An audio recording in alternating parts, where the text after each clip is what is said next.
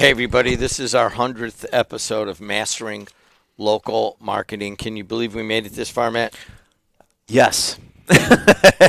and the only reason I say yes is because you know me at this point. You know that when I set out to do a goal, we're going to hit it. So I'm glad we hit it before December 31st. We're actually a couple weeks early. Yeah, if to go back on it, I think I said we need to do 100 episodes to see if this works. I think you said 20 and I said 100 is how it went. Well, Here we are. here we are, and why are you doing this? Why am I doing what? The podcast? I know you got me to read all this stuff, and Yeah. I'm okay with it, but I just want, this is our 100th episode. We've helped a lot of small and medium-sized businesses, I know, that have gotten the feedback, and please tell other small and medium-sized businesses about us. But why are you personally doing this? I think I talk with business owners on a daily basis, and I hear all the time, marketing is hard. I don't understand marketing. I need help. My business isn't where I want it to be. And I have the same conversations over and over and over again. And it was one of those things where if I could just hit a button, right? Like hit a button and say what I have to say over and over and over again to these businesses, I would have that button. And then I realized if we just did a podcast, we could record it, and then I could say, "Hey, go back to the podcast and listen this episode about XYZ." And it just dawned on me. I said, "We've got to put this into some kind of recording where people can listen." And for all of you out there that have been listening, and all of you that have reached out and said things, and we've had conversations off the podcast, through email, through phone calls, in person. It's amazing to hear how everyone is taking what we're saying here and they're implementing it, and their eyes are being opened to that marketing is not hard. It's just a process, right? It's a habit that you have to get involved in.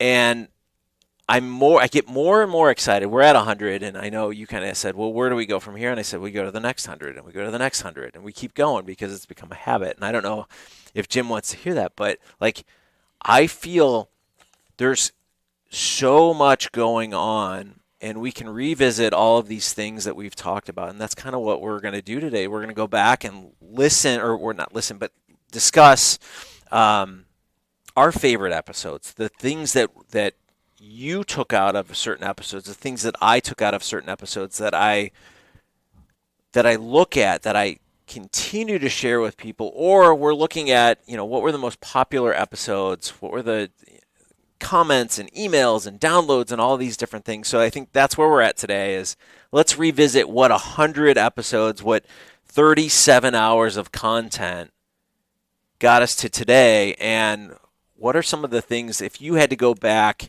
and listen to those 37 hours, what are the 5, 6, 7 things that you would say go back and listen to? So that's where we're at today. She's Adriana Alvarez. We are actually on the campus of Purdue Northwest. My private companies have been renting here. We're actually moving a radio station back home in a little bit, but this is doing the first 100 episodes on the campus of Purdue Northwest. And in a weird way, this is an entirely student-run project, and it's led by someone who's had their final just finished today. That's Adriana Alvarez.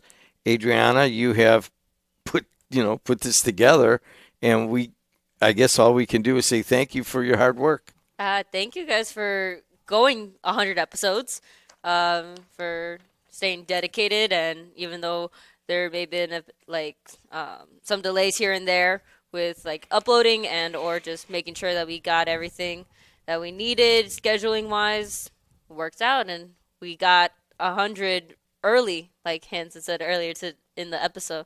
We got here a lot earlier than we expected, so now got to get to the 200 mark. Yeah, it's a great team. It's an absolute great team that you've got working here. So we started this. This was maybe the third or fifth podcast, or what number was it? It was. No, this was the second. Yeah, it was the second. I think yours was the first. Mine's the first, And I think just in the past week, this has overtaken mine in terms of listens. But At the moment, let's actually see. all right, well, here. we won't give exact numbers, but Well, it's no, close. I'm not going to give the exact Yeah. numbers, but We've I will passed. say we've. It's passed. All right, I know it our, has. Our goal is 200 episodes, but our other goal is to get in all 50 states. We're almost there. Yeah. I think we're missing like maybe 10.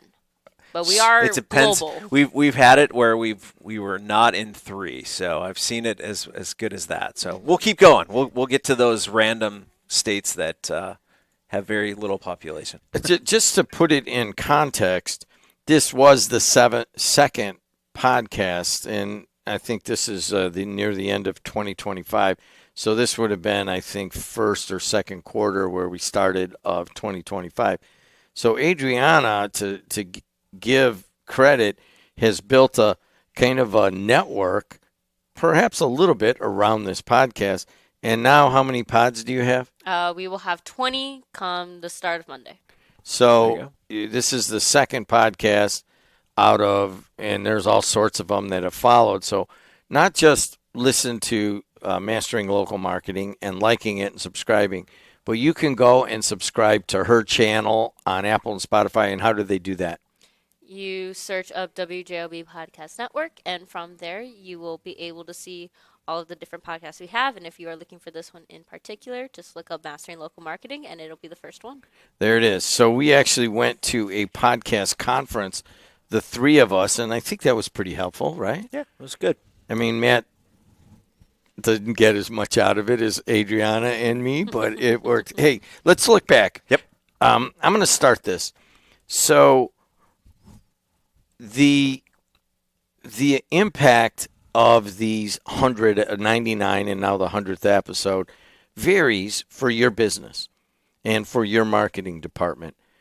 So out of those episodes, you're going to pick one that really resonated with your business. And I'll tell you one, it happened with me right off the bat, was episode 2, and that was the actual sales funnel. Reader's Digest version of the sales funnel. Yeah, so the sales funnel is simply, you've got to look at awareness first, generate awareness for your business, then get them to consider actually buying from you, and then purchase, right? So customer.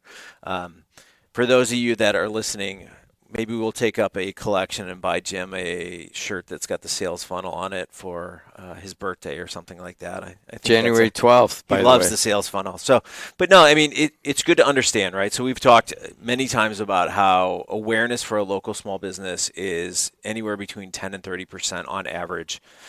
Depends on where you're at and those things if you're in a small town versus a larger populated area like where we're at. But understanding awareness, getting people from awareness to consideration and then to customer, right? So if you throw 100 people into the funnel, not all of them are going to consider you, not all of them are going to purchase from you. But once you understand those numbers, you're going to get a better idea of what you need to do. Because if awareness is the key, it's just get out there. They need to see you more often. If they already know who you are, it's why are you different? What's your positioning? So that's the consideration side. And then, once they consider you, how do we get them to purchase, right? So what does that sales process look like? So the reason I bring that up is that a lot of you are just like zipping through the operations part, the technology part of your business, maybe the overhead, maybe the HR end of it. And you kind of don't even really want to think about the theory of what are you trying to do. And I can get that picture in my head right now. We're on the awareness at the top of the funnel. That middle of the funnel is where you have people considering you. And then certainly at the bottom is the sale. I think of it as awareness, consideration, close. And it has kind of changed. We've been able to plug everything else that we've learned here into that funnel. And it also coincided with the fact that one of them's a VC, and we were just 5 years of just building it. And then all of a sudden we're building a marketing department. I didn't know where to start. I mean, I've taken his classes and stuff, but maybe not on a conceptual and application method. All right. So I picked an episode and how it changed our business and our concept. You pick one now. Yeah, no, one of my favorites was episode 6, where we talked about the 3 things that you need to track, right? So we talked about how back in the day, I uncovered that if you understand the number of customers that walk through your door every single day or that call you every single day, the number of number of people that walk through your door, the number of people that purchase from you every single day, and what that average order is every single day, and you chart those over a year process, it is like looking into the future. It's a crystal ball as to what's going to happen the next year. And then you start measuring everything off of that. So if you are increasing your marketing budget by 10% the next year, how does that resonate with the number of people that come through your door or call you? How many new customers, are you seeing drastic upticks? Are you doing certain things that your average order starts to escalate, right? So does it go from $50 average order to $100 average order? I honestly, I'm telling you, if you do anything, understand those metrics, and you can literally look at a chart of 365 days and know when you're going to be slow, when you're going to be busy, when the worst, you'll see spending patterns where you may be busy, but the average order is coming down certain times of year. Like, there's all kinds of data just by looking at those 3 things. And it's so simple because all you're doing is, if you have a local retail store, you get phone calls coming in, you're just putting a check mark on a piece of paper saying, all right, there's a call, or there's somebody that walked in. And then at the end of the day, you're looking at the orders that you had, which if it's a receipt or if it's something in the system, and then you're looking at the money that we brought in, each order. So this one was $65. This one was $33, right? Like, you start to chart all of that, and I'm telling you right now, it's a crystal ball as to where your business is going. It's the coolest thing. So you can actually take those 3 data points and push them against each other. Yeah. Like, what's my average? You could say, what's my average sale versus how many people walk through the door? Right. Well, how many? What's the percentage of visitors that actually become customers? And you can use those data points against each other. In the last episode 99, we went into CAC and LTV. It might be a little bit further on from that, but it's related. Mm-hmm. So, all right, I'll take one now. Sure. Episode 3 in the beginning, this podcast has changed my venture capital business. Not necessarily the long-standing one on the radio and now the podcast network, but we started a streaming network that we thought was going to be news and talk and all that. That didn't work at all. And then we went in and started streaming sports, and now we have 25 schools and we have 1,000 games. And Matt actually helps us out with that network now, and it has exploded. But in doing that, we were specifically going after one location units in each of the towns that we had schools. And at the beginning of the year when we first started doing this, we might have been at 15 different communities, and we were going at those communities. After that episode, we started to look at like good versus bad customers, and it took actually more work in servicing and getting the small customer in one town versus the regional customer we use as a benchmark. They have to have more than one location, or if they have one location, it has to cover a 3-county area, which is 750,000 people. So it was very conceptual, and it changed where we were going on the good versus bad customers. It wasn't just that it was a small amount on going on the single town customer. It was that it was actually more work, we found, to service them, get it, do the contract, and they wanted, there were more complaints at that level than there were on the regional customers. So we went to a thing where we only sell to regional customers. It was a life-changing episode from Mastering Local Marketing. Yeah, it's interesting with you because a lot of people will look at this and say, well, small, they matter, and they do matter, right? But when you have somebody that is spending, let's say, $200 this month and you have somebody that's spending $30,000, the $30,000 people are less inclined to watch over what's going on. They cut a check, they send me periodic updates. The $200 order, it's almost like their life savings. They want to know everything that's going on, where that $200 went, what did I get out of it? Can I have a conversation? How do we change it? How do I get more? And it's all of these questions that start to build. So it's not that they're not valuable or that they're a bad customer. It's just we've talked many times about how time is the most valuable thing. So if you're going to spend time on something, I would rather spend it on somebody that's going to have less questions, somebody that's going to spend a lot more and let you kind of do what you promised to do versus somebody that's literally asking questions every 5 seconds. And I'm not saying those are bad. I'm just saying you're running a business and you have so much time, and same thing to our listeners, you have so much time to work on something.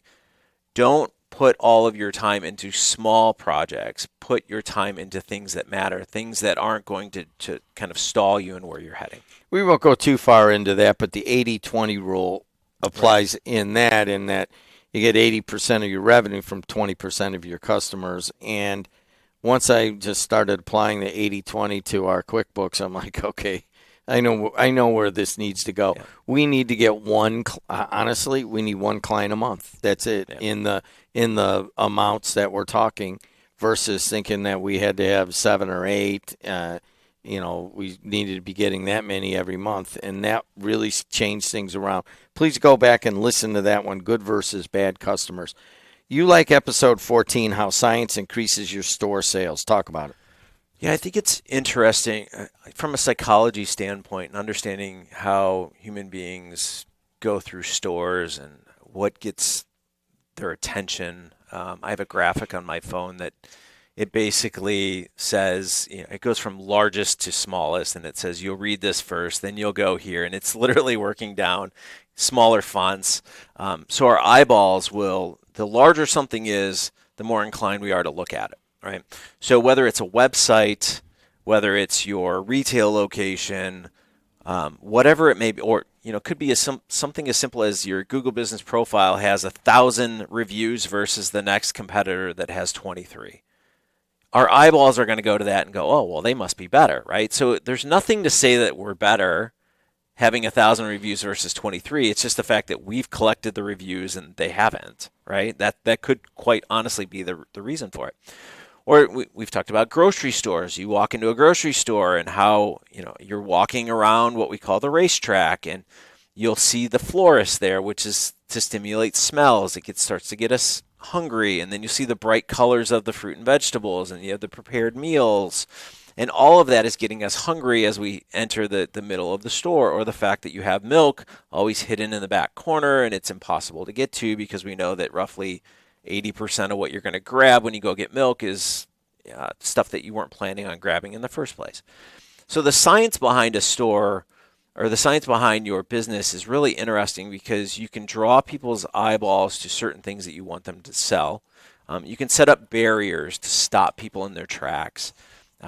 You put testimonials next to products that sell really well or that you want to sell a lot of, like your best producing products, because people want reinforcement for that. So the science, when I say we're not actually doing chemistry here, but the science behind it is that we can look at ethnographic studies to understand how people respond, and we can incorporate that into our marketing, even if we're just a one person small shop in rural America. So episode 78, we talked about conversion rates and how it was related to email, paid search, paid social, that kind of stuff. That might be one where we got some of the most input on, because there were some very surprising numbers on what your spend would get, take you to ultimately a conversion.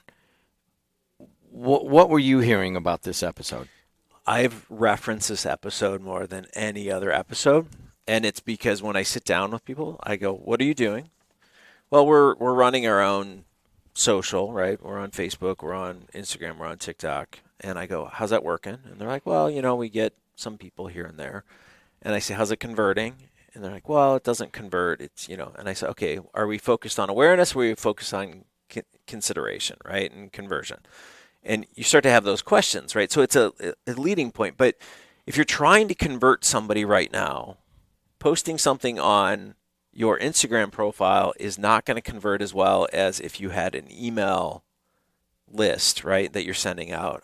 Email is still king, despite what everyone wants to say. Email is still king. So if you have a nice email list and you're sending out consistent messaging, valuable messaging to your subscriber base, and you throw out an offer out there, many times that's going to outperform anything that you can possibly do.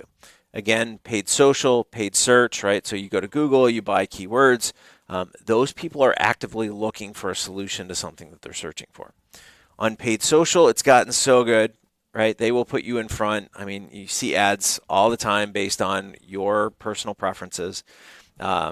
It's gotten so good that they will serve it up to the right audiences. And we mentioned in an episode in the past that by 2026, Meta is going to be 100% AI driven in those ads. So just keep that in mind. Like, this is how you get conversions. This is how you sell things. So if you have an e-commerce site, understand that, right? Like, these are the types of things that you need to be doing. So if you're posting to your own social, your own Instagram account, your own TikTok account, many times you're not getting a conversion. You may be building awareness, you may be building some content, and you're out there, but if you're looking for the conversion, it's email, paid search, paid social.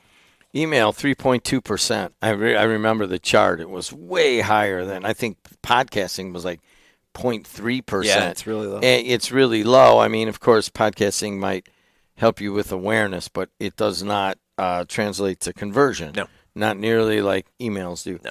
All right, finally, I'll take the last one. Sure.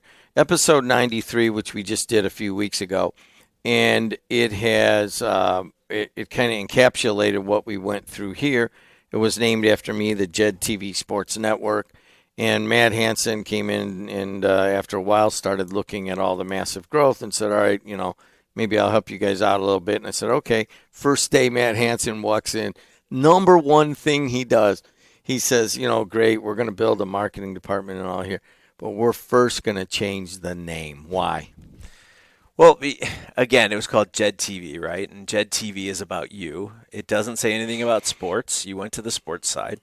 And, you got to realize that when somebody isn't aware of who you are, your name should represent what you are all about. So it's, obviously you've changed the name and it represents what you guys are doing. But a lot of people will create a name that's irrelevant to whatever they're doing. And when somebody doesn't know who you are and they see the name and they can't make the connection to what it is, I don't know what that is, right? So that's the hard part. But walking in, it's less about you. It's less about, kind of the name that everybody knows you as. But now you've pivoted, you've changed, and you have new audience, you have new needs, and you needed to separate it from, obviously the radio station, the podcast network, and all those types of things. So it needed its own identity because it's a growing thing. Like, you would not have a child and never just, unless you're George Foreman, name them all the exact same name, right? They should be unique. They should have their own identity. And that's really what you realize when we had that conversation is, yes, it does need its own identity, and it's going to grow from there. It was a short conversation. I said, okay. That was it. But we went from the Jed TV Sports Network to the Heartland Sports Network. They did a lot of work on it. And I just said, hey, man, I'm just going to listen to you. But if you have a long-standing business, you're probably not going to go that direction. But this business just kind of started up, and it was like a side business, and now it's our main business. And it kind of erupted on us. We never thought about a name or any of the marketing. So that's how that went. But there are certain fundamentals that you got to look into about rebranding, and Matt goes through that in episode 93. Matt, I'll summarize what I think that these first 100 episodes have done for us here in more than any of these specific things, like paid social or what kind of customers or what your LTV is, all that stuff we've covered. The biggest thing that I think that I've gotten out of these first 100 episodes is an attitude of, marketing matters, Marketing needs to be as important as all the quality of streaming a game or buying software or putting people in the right position. In your business, you may be on the same thing. You're like so busy all the time. You don't want to spend money. Oh, I don't need to spend money. It's all word of mouth. Okay, good enough. Then you're not listening to this podcast. But if you're at all interested in all, the biggest thing that I can say is to perhaps be open to what good digital marketing and local marketing can do for your business. Yeah, I've said it countless times. I said it to you yesterday that marketing, I had a mentor that marketing, he basically said marketing is everything.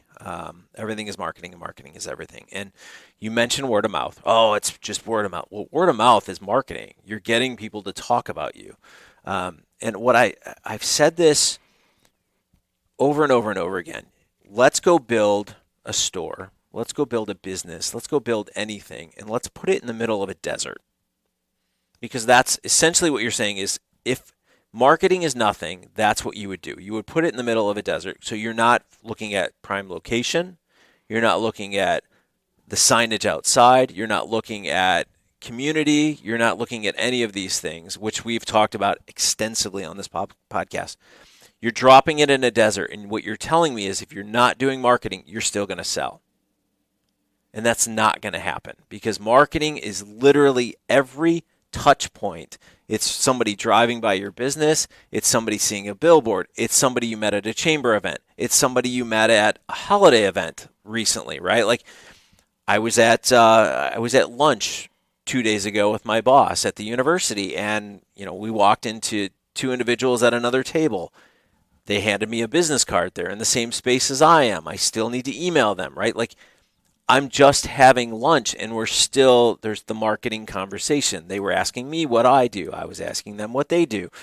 Everything is marketing. So if you tell me that you're not doing marketing, I'm going to call, and say baloney. It's not what's happening. But I've used that example. Go put your business in the middle of a desert and do not have any outside contact with anyone and see if they walk in your door. It will never happen. Hoping for 100 more podcasts. This is episode 100, a year of small business marketing lessons. Thank you. Thank you. I mean, not only for doing the podcast, but I mean, not only for getting involved with us, but I personally, I sat through 95 of these, and I feel like I got another MBA, or actually better than the first time I went through. And so I thank you. But mostly, I thank our producer, Adriana Alvarez, who is in finals right now and made a special effort. During the first podcast that we taped today, she ran over, handed in her final, and came back. Yeah. That's how dedicated she is. So thank you, Adriana. Final comment. Stick with us. If you care about this podcast, go out there and give us a review. I would love to see what your thoughts are. I hear a lot by email. I hear a lot of people on giving me phone calls, and even people that I just randomly will come up to me and like, oh, I listened to your podcast, and I'm hearing a lot of good.